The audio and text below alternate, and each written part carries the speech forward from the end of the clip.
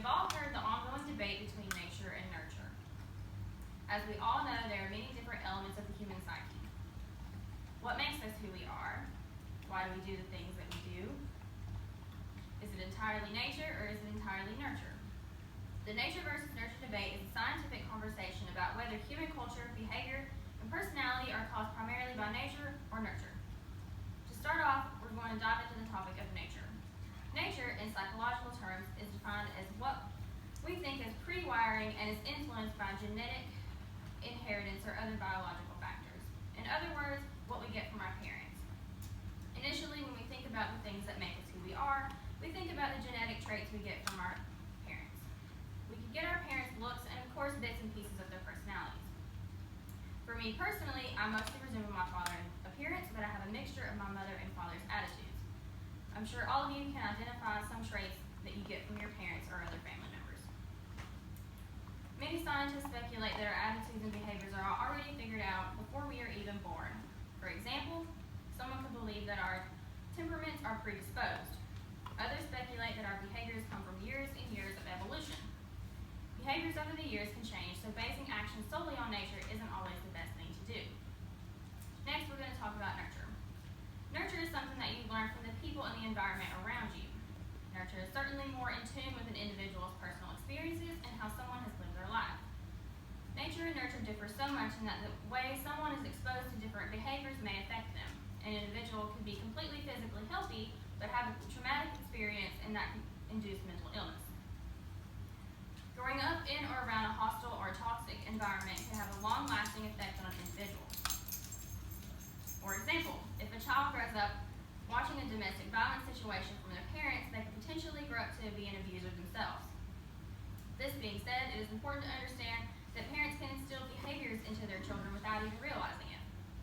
Early in life, children are extremely susceptible to learning new behaviors and oftentimes mimic the actions of their parents or the people around them. This can affect them later in life by having negative behaviors being normalized so they can believe that such things such as spousal abuse is okay just because they grew up viewing violence like that.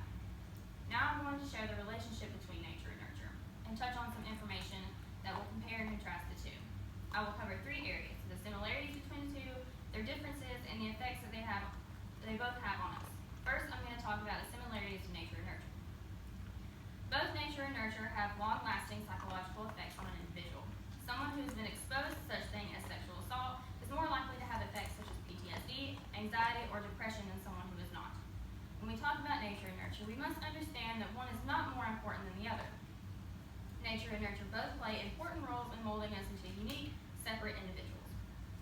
It is important to understand that each individual can react to stressful or hostile situations differently. Someone who is once abused could either react negatively or have no reaction at all. Everyone has different coping mechanisms to stress. While there are many similarities between nature and nurture, their differences are what makes them important.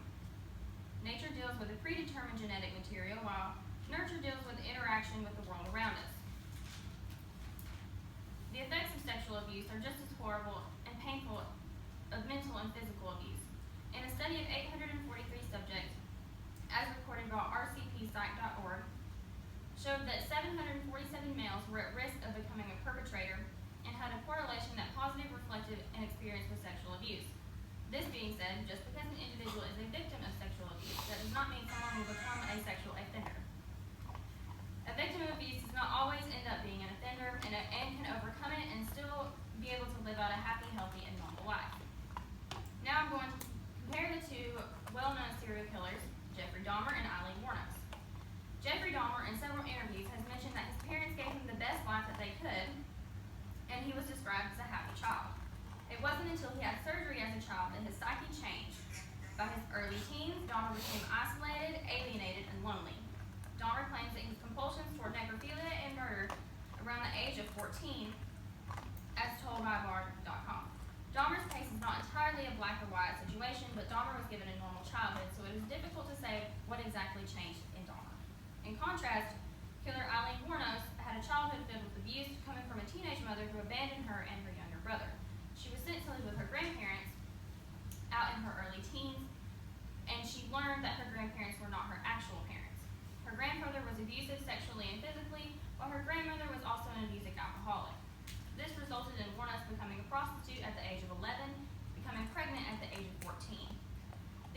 events in her life shows that the lack of nurture early on played a huge role in the murders of 7 different men. So this brings us to the conclusion of our nature versus nurture conversation. We have seen that there is no easy black and white answer to this subject. In this presentation, I have shared with you the similarities, differences, and the lasting effects of nature and nurture. We have established that nature is something you're born with, while nurture is something you experience. Everyone reacts to situations differently, and not all people who have abused will become an abuser. But it is most important to understand that we must do the right thing from the beginning.